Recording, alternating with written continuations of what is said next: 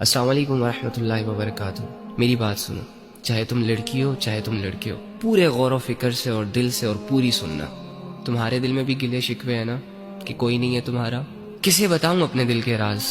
یہ دنیا میرے ساتھ ایسا کیوں کر رہی ہے؟ یہ لوگ میرے ساتھ ایسا کیوں کر رہے ہیں؟ اور میں خود بھی کچھ کر کیوں نہیں پا رہا؟ آخر میں ایسا کیوں؟ جب انسان دنیا کی زندگی کو ہی سب کچھ سمجھ لیتا ہے نا، تو واللہ وہ اس سٹیج پر چلا جاتا ہے کہ دنیا کی زندگی اسے سمجھ نہیں آتی۔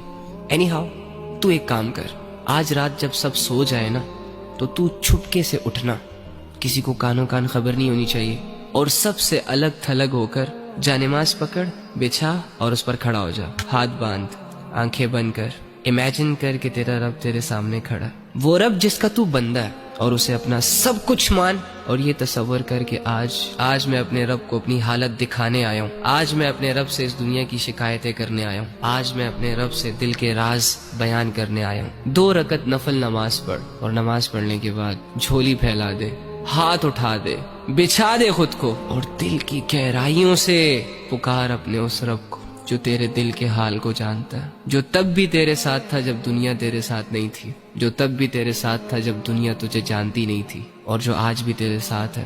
وہ اکیلا کافی ہے تجھے سنبھالنے کے لیے۔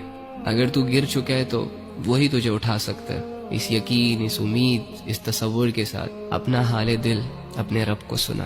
ایک آنسو کا قطرہ نکل آیا نا، یا تیری آنکھیں صرف نم ہو گئی، یا چلو اگر تمہیں صرف اتنا احساس ہو گیا کہ میں اللہ کے سامنے بیٹھا ہوں، میں اللہ ہی سے بات کر رہا ہوں، یقین کر کے اٹھنا کہ تیرا رب تجھ سے راضی ہے۔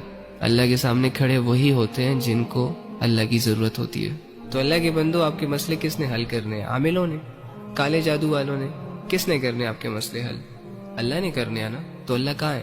ایکچولی میں آئی ڈونٹ نو وائی ہمارا یہ مائنڈ سیٹ بنا ہوا ہے کہ اللہ کچھ اسپیسیفک جگہوں میں پایا جاتا ہے، اور اللہ رب العزت کی جو مغفرت کے فیصلے ہوتے ہیں وہ نیک لوگوں کے لیے ہوتے ہیں، یا اللہ رب العزت جن لوگوں کی دعائیں قبول کرتا ہے وہ بہت نیک ہوتے ہیں، لمبے لمبے سجدے اور پاک صاف رہنے والے ہوتے ہیں۔ ہاں ٹھیک ہے، ان کا اپنا درجہ ہے، لیکن اس کا یہ مطلب بھی تو نہیں ہے نا کہ ایک عام انسان اللہ تک پہنچ نہ سکے، ایک عام انسان اپنے دل کی بات اللہ کو نہ کہہ سکے، اور اللہ رب العزت کو اپنی طرف متوجہ نہ کر سکے۔ وہ کہتے ہیں کہ کوئی کعبے سے خالی ہاتھ لوٹ آیا تو کوئی گھر بیٹھے خدا کو پا گیا۔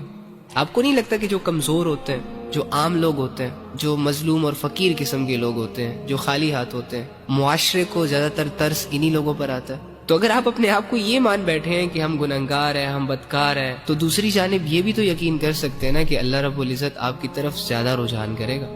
اللہ کے بندو، اللہ کہہ رہے میں تمہارے شارک کے بھی قریب ہوں۔ اس اللہ سے اپنے مسئلے حل کرواؤ جو اللہ ساری زبانوں کو سمجھتا ہے، جو اللہ دل کے حال کو جانتا ہے۔